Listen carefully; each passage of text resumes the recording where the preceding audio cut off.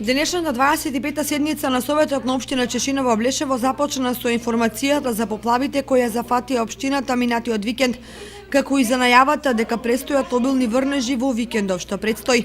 Заклучено е жителите од населените места зафатени со поплавите да ги исчистат каналите околу своите домови, а во акцијата да се вклучат и советите на местните заедници. Имавме неколку информации за работата на јавното комунално предпријатие, меѓу кои точки се и работата на пазарот во село Облешево, информација за уличното осветлување во населените места во Чешиново Облешево. Потоа имаме годишен извештај за јавните набавки на градинката во општина Чешиново Облешево.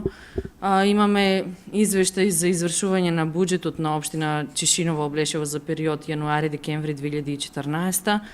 Потоа имаме донесовме програма за одржување и изградба на патишта на Чешиново Облешево на сите улици и сите населени места во нашата општина.